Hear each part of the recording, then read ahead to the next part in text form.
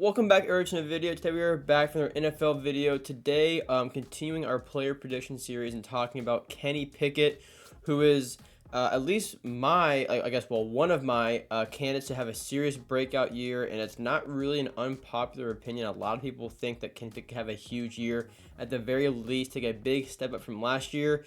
And today in this video, we'll be going over why that is, in my opinion, very likely. You guys might disagree, and if that's the case, be sure to let me know down below. Before we get into it, first off, I do Madden and NFL videos, and you guys have seemed to really like my tier list videos, especially the team prediction one, ranking all 32 teams going into this year. So if you didn't see it, go check that out. And I've now also uploaded the quarterback rankings going into this year, including some backups and rookies. So the tier list videos are going to keep coming. We still have to do the wide receiver one and the running back one, but I'm going to spread those out a bit more. And then we'll also be doing some NFL quiz videos coming up before the season. And of course, Madden videos, whenever Madden 24 comes out, those will ramp back up right now. It's kind of died out. But right now, though, for this Kenny Pickett video, now Kenny Pickett's actually a pretty cool player to look at because it's pretty clear over the course of last year as the season went on, he got better. I mean, I think, in my opinion, it was a lot better because he started out really bad, but he got a lot better, and he had some great plays. And it's actually kind of a rare instance, in my opinion, because a lot of times you kind of have to watch the games to really see him develop. I guess not really just him. Most players develop and kind of get used to the speed of the NFL, but for Kenny Pickett, you can actually kind of just watch the stats, which is not a good way to do it, in my opinion, but for the sake of the video, we'll be doing that. But you can actually tell quite clearly, just look at the stats, how much he improved throughout the season. So if you want to go to this, I'm going to zoom in just so you guys can see a bit better here. Now, he finished the year with, I think, said 2,400 passing yards with 7 touchdowns to 9 interceptions. Now, if you look at his debut game, he came in and threw 3 interceptions, no touchdowns. The following week, he threw another interception with no touchdowns.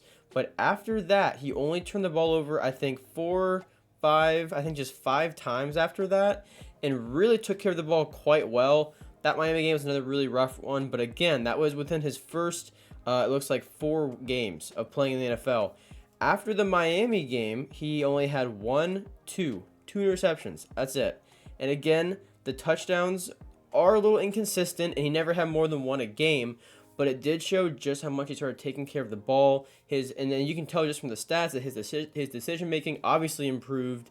And I guess his chemistry probably got better with his receivers as well. And you can see just from here how much better that got. Obviously, away from the stats and watching him, it looked like he was a lot calmer under pressure and didn't just force the ball.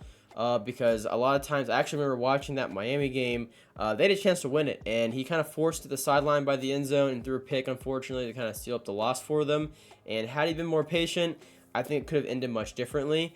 But as the games went on, you can see quite clearly here that he was evidently more patient, or at the very least, threw the ball away if he needed to, or maybe even took a sack at times, but he didn't give the ball away. And that's just something that you really have to look for in a young quarterback, because a lot of times, you start just kind of throwing the ball up in the air, may just make the wrong reads, just, straight up read the play wrong and throw a pick.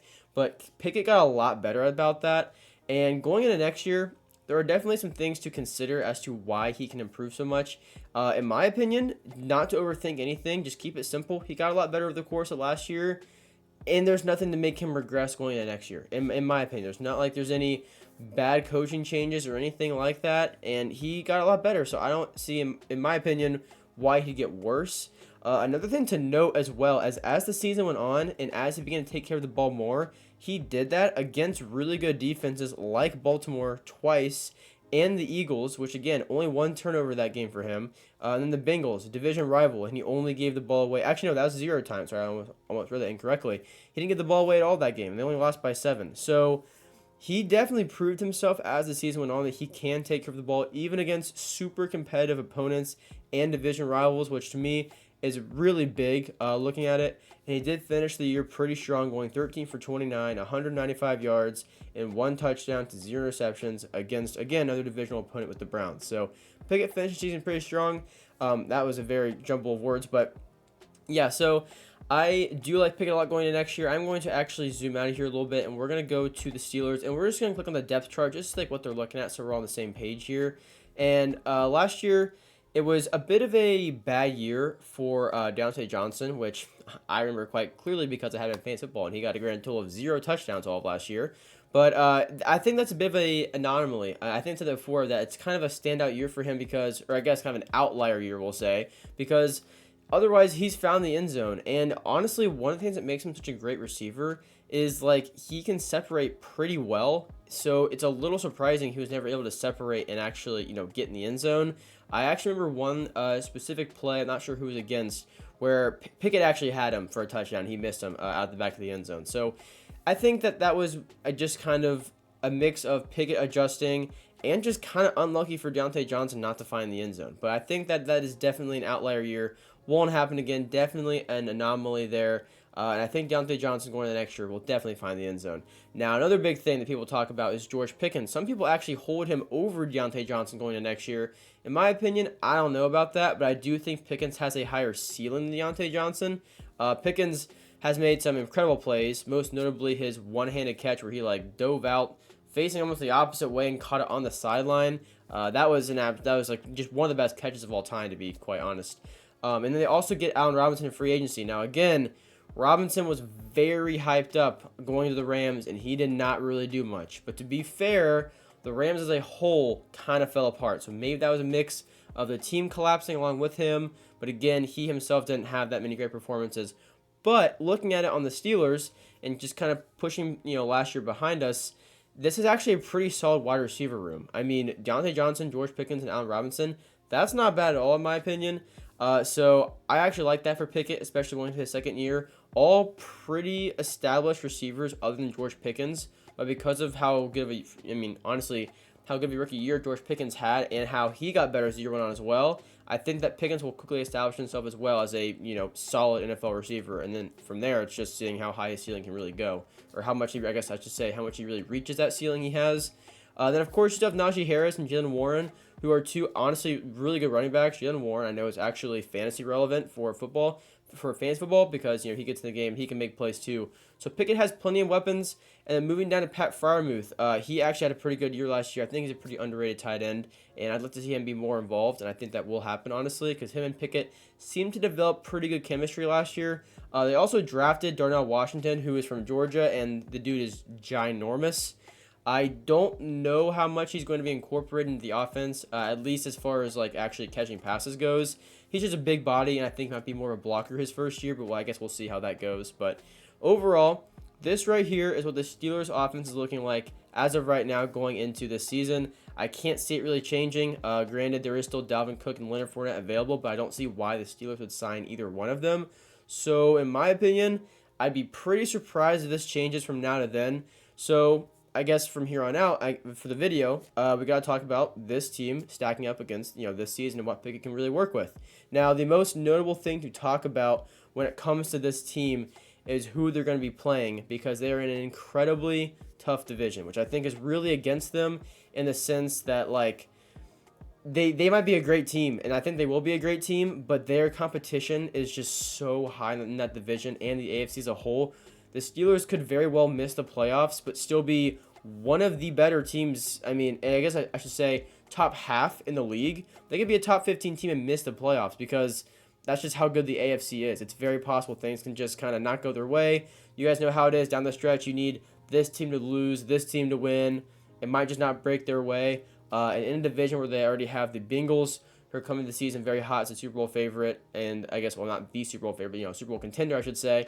And then the Ravens, who now Lamar has his best weapons of his entire career, who's also projected to have a really big year. So the Steelers are in a very tough division, and it should be noted. But another thing about the AFC North is that every team always plays each other pretty competitively. Even if it seems like a bit of a mismatch, it's always very competitive. Like the Browns, in my opinion, last year they were the worst in the division. This year I think it's pretty close if they're going to be the worst in the division or not. But, the Browns last year were not a good team, but Joe Burrow, I think, is either 0-3 against them or 1-3. He doesn't have a good record against them. So, this division, you can win games off each other even if you're not the better team. Thinking realistically here, the Steelers could very well steal a game off of each team in the division. I believe they could sweep the Browns. I don't think they would sweep the Bengals or the Ravens. I think they probably split with them, best case scenario. But still, with how good those teams are, that helps the Steelers out a lot because A, they're playing against some very high competition to keep them at a very high level all year. And B, because they are playing those good teams and all, it kind of prepares them for the other competition they're going to face outside of the division because the AFC as a whole is also very tough. So if they manage to make it to the playoffs, it's not like they're in a weak division, got in there and get slapped. They've played good teams. They're going to match up well with really any team they face in the AFC. Just worst case scenario, you get, like one of the last seeds, you play the Chiefs, first, second round, it's just kind of over. But still, Steelers have a very, I would say, a potentially pretty high ceiling season ahead of them. And I think Kenny Pickett's going to really kind of thrive in this because you have Najee Harris. He dealt with injury last year, I think his foot for a little while. And I think it probably lingered more than what they're willing to admit because, they don't want to say their players were injured more or, especially for their opponent. But I think Najee's definitely lingered for longer than what they let on. And so I honestly think that with a healthy Najee Harris, Deontay Johnson that is going to find the end zone. I wouldn't be surprised if it happens week 1. And it's a big thing like, wow, he already scored more than he did all last year. Wouldn't be surprised in the least if he scores week 1. Deontay Johnson, though, he's going to find the end zone. George Pickens going to establish himself for real this season as a wide receiver in the NFL. And then from there, in my opinion, we're going to see how he matches up with Deontay Johnson, whether or not he can become the wide receiver one of the future or not. Allen Robinson, who is hopefully going to try and have a bounce back year, I think it's definitely very possible. But again, this will be a very telling season to see if Robinson's kind of on his way out of the league or if last year was just a complete collapse from the Rams and there's still some good ball left in Robinson's career. And then, of course, Pat Freiermuth, who I think is honestly a pretty good tight end, who showed flashes of pretty good chemistry with Kenny Pickett last season. So look at this as a whole right now. I like it a lot. I like Kenny Pickett's chances at being a breakout candidate for next season. So, in my opinion, I think Kenny Pickett is one of, if not the biggest candidate to have a breakout season. But be sure to let me know down below what you guys think. Thank you guys for watching. I do really appreciate it. I do like Kenny Pickett a lot, and I thought for sure whenever I was going to do the Steelers, I want to talk about him because to me, he's the most exciting player on this entire roster, offense and defense, which includes guys like TJ Watt I could have talked about, Minkah Fitzpatrick I could have talked about, drafting Joey Porter I could have talked about, but I believe in Kenny Pickett a whole lot this season. I really want to talk about him, so hopefully you guys enjoy. If you guys disagree or anything, let me know down below and tell me why, obviously. But yeah, be sure to check out the NFL tier list videos if you didn't see them already. And then also continuing this series, we're over halfway done. And once we are done, we'll be doing a team prediction series more in-depth as a team of a whole rather than just a player. Talking about offense, defense, the kind of schedule competitiveness, and then also their coaching. And then week picks when the season's going on. So football content on the channel all the time, whether it's Madden or NFL. So if that sounds interesting to you guys, be sure to hit the subscribe button. We're now over 400 subscribers, so thank you guys for all that. It does mean a lot, and I'll see you guys in the next one. Peace out.